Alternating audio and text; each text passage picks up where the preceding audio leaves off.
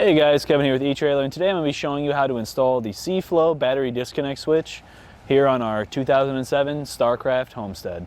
So the Seaflo Battery switch disconnect is going to make it a whole lot easier for you to disconnect your battery anytime that you're needing to put your trailer in storage and you don't feel like pulling out your socket and your socket wrench and taking off the battery cables, and then also when you're needing to do any maintenance and that you'll have to turn off any of your electric.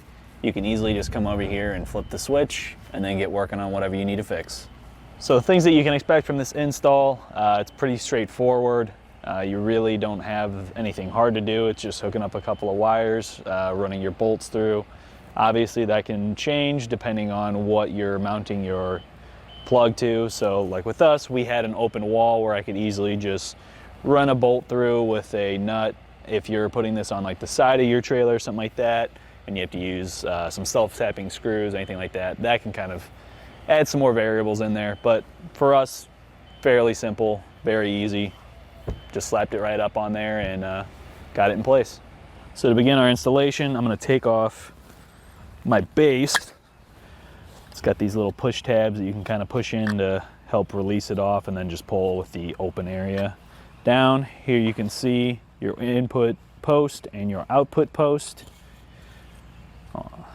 As well on the front, we have our on and off. Fairly simple, it's just a little quarter turn. But I'll set that aside. We're going to go ahead and mount our base. So to start off, we're going to take our base off. There's 3 tabs that you can kind of push in, and then an open one that you can get your hand in to kind of help pull off the base. It is on here very tight. And then inside of your base, you're going to see 4 screw holes that we're going to use to mount this base to the inside of our trailer here. So typically on your fifth wheel campers, if there's the open cargo compartment up front, that's typically where you're going to find your battery at. As you can see, we have our battery right here running up to a junction box here for whatever else they have wired up into the trailer. So I'm going to put my disconnect switch right up here, so it's right close to the battery, real easy to get to.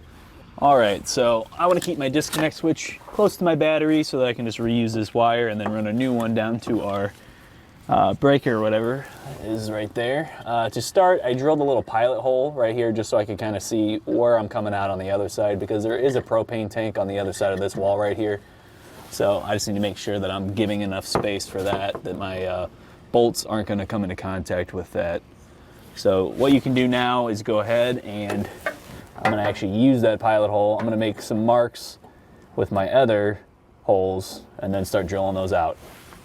All right, so to make this a little bit easier, I already stuck one of my screws in, and I'm going to put it in that pilot hole, and I'm going to use my nut to tighten it down. I'm going to get it exactly where I want it, and then I'm going to use my drill bit in each one of these holes to make it just a little bit easier. I want to make sure that I'm not having to drill multiple holes or widen any holes. I want to have it just right on.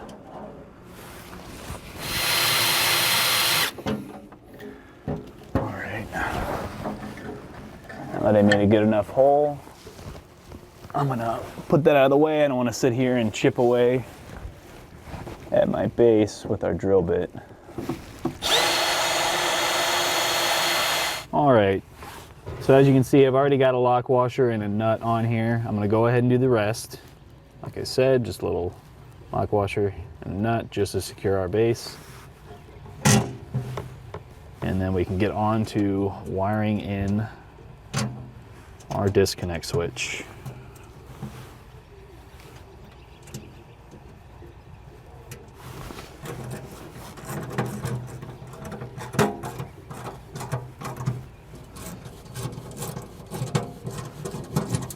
All right, so now I'm gonna disconnect my battery before I go any further.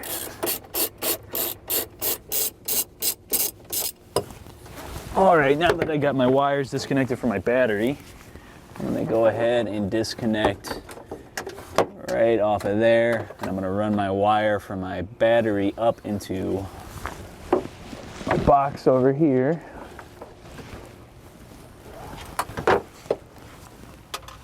All right, so now what I'm going to do is I'm going to save this wire because this is running up to our landing gear, And I'm just gonna snip this and then cap this off with some electrical tape so that this wire is still good and it's going up to our breaker, because I'm gonna need a different ring terminal here to run down from that.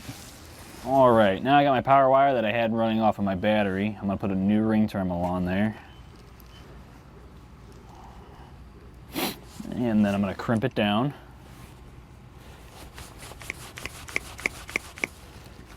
I'm using a hydraulic crimping tool. Obviously, if you use something other than the big copper ring terminal that I'm using, you can probably do it with just a little hand one. Now I'll go ahead and I'll seal that connection with some more electrical tape. All right, so like I said before, we have an input and an output. I'm gonna go ahead and just attach my input here.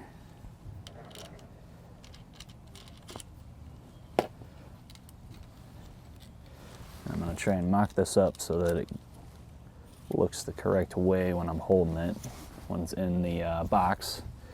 So I'm going to have my off be up, my on be to the right once I have it clicked in, and just so it's a little bit easier with our little divider here, because we want to make sure that this can go down out of that access hole. I'll tighten that down. All right. Now we can go ahead and make up our wire for our output. All right, so now I'm gonna take my output wire that I made up and put it onto my disconnect and tighten it down.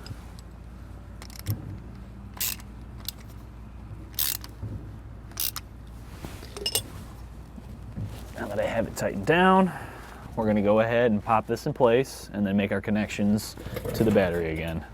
All right, so now we can pop our disconnect switch in place.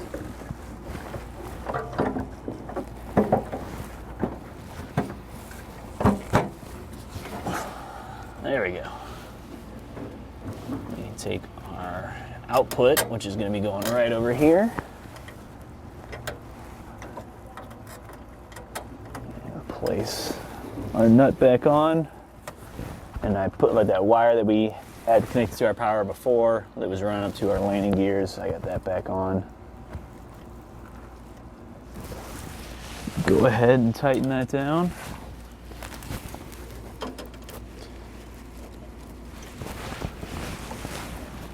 And then we can reconnect our wires to our battery.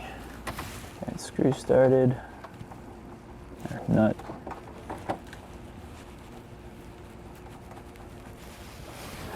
And now we can tighten them down.